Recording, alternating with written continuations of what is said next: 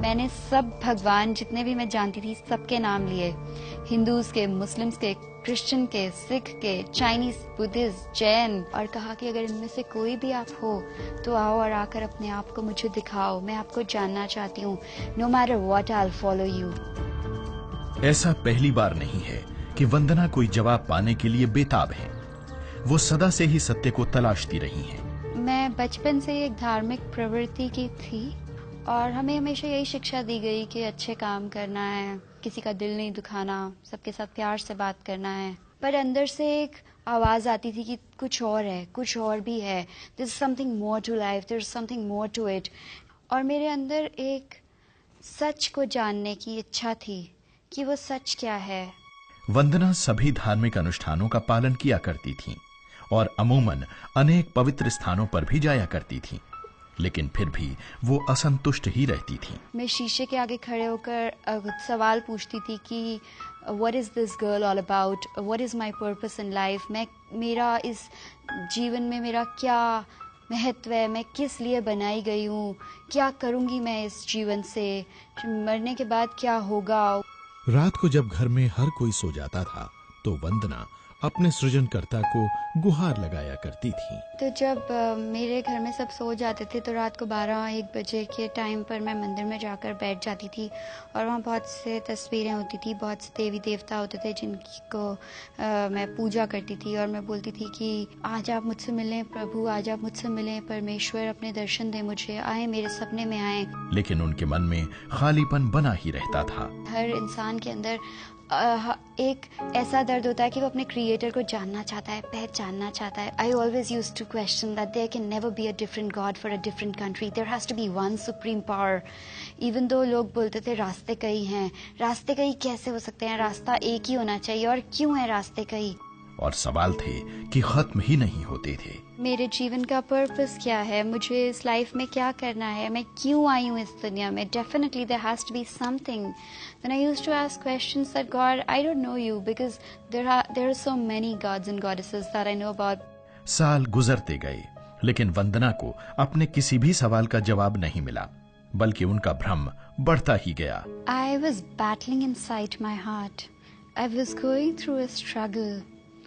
मैं क्वेश्चन पूछ रही थी लाइफ के बारे में, जीवन के बारे में। भगवान कौन है, परमेश्वर कौन है, वो प्रभु कौन है।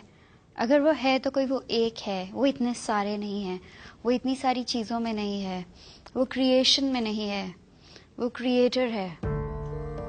एक रात जब वंदना अपने बिस्तर पर अकेली और हताश सी बैठी थी तो उनके सवालों ने उन्हें बुरी तरह घेर लिया। असली भगवान कौन है, that god come and reveal yourself to me, कि आप आएं और आकर मुझे अपने आप को दिखाएं, मैं आपको जानना चाहती हूँ, मैं आपको देखना चाहती हूँ। मैंने सब भगवान जितने भी मैं जानती थी सबके नाम लिए, हिंदूज के, मुस्लिम्स के, क्रिश्चियन के, सिख के, चाइनीज, बुद्धिस्ट, जैन, और कहा कि अगर इनमें से कोई भी आप हो तो आओ और आकर अपने आप को मुझे दिखाओ, मैं आपको जानना चाहती हूँ। No matter what I will follow you. और फिर अचानक कुछ ऐसा हुआ जिसकी उन्हें उम्मीद ही नहीं थी। और जैसे ही मैंने अपनी आंखों को बंद किया, to my surprise I saw a big burning blazing cross on fire. That is all I saw. And when I saw that cross, there was something so pure and holy about that cross. तो मुझे लगा वो मुझे अपनी तरफ खींच रहा है, मुझे लगा उसमें कुछ प्योरिटी है, उसमें कुछ होलीनेस है, उसमें कुछ ऐसी चीज है जो मुझे अपनी तरफ बुला रही है और मुझे कह रही है मैं ही सत्य हूँ। उसके अगले दिन वंदना को एक फोन आया जिसकी उन्हें कतई कोई उम्मीद नहीं थी। ये फोन उनके स्कूल के एक मित्र का था जो एक ईसाई था। 2.5 साल के बाद एग्जैक्टली उस दिन जिस दिन मुझे क्रॉस दिखता है, अगले दिन शाम को इस दोस्त का फोन आता है और मैं महसूस कर पाती हूँ कि कुछ बात है जिसके लिए इसका फोन आया है, कुछ सुपरनैचुरल चीज है जो चल रही है मेरी लाइफ में, जिसलिए कल रात को मुझे क्रॉस दिखा और आज के दिन परमेश्वर ने कुछ ऐसा किया कि इस क्रिश्चियन फ्रेंड का कॉल आया। मैंने उन्हें बताया विदुष ऐसा ऐसा हुआ कल मेरे साथ और मुझे नहीं पता कि मैं क्या करूं। तो उन्होंने मुझे यही बताया कि Vandana, God is knocking at your heart's door and you are not letting him come in. मतलब परमेश्वर तुम्हारे हार्ट के दरवाजे पर दस्तक दे रहे हैं और तुम उन्हें अंदर नहीं आने दे रहे हो। और मुझे ये बात बहुत अच्छी लगी। मुझे लगा कि कोई है जो मुझसे इतना प्यार करता है, जो मुझे बुला रहा है और मैं खुद उसके लिए दरवाजा बंद कर रही हूँ और मैं उसे आने नहीं दे रही हूँ। वंदना जानती थी कि वो अपने हृदय में जो कुछ भी महसूस कर रही हैं, वो महज एक इत्तेफाक नहीं है। पहली बार एक परमेश्वर ने उनके सवालों के उत्तर देने की कोशिश की थी। अब उन्हें इस परमेश्वर के बारे में और जानने की इच्छा हुई और उन्होंने बाइबल पढ़नी शुरू कर दी। और मुझे ऐसा लगा कि ये बुक किधर थी, इतने सालों से ये कहाँ खोई हुई थी, क्योंकि इसमें इतनी सच्चाई थी कि जहाँ मुझे जरूरत है, ये बिल्कुल उसी जरूरत की घड़ी में मुझसे वही बातें कर रही है। आज वंदना कॉरपोरेट सेक्टर में एक कामयाब करियर रखती हैं और जिस खूबसूरत सत्य को उन्होंने खोजा है, उसे अपने आसपास के लोगों के साथ बांटने का कोई भी अवसर गंवाती नहीं है।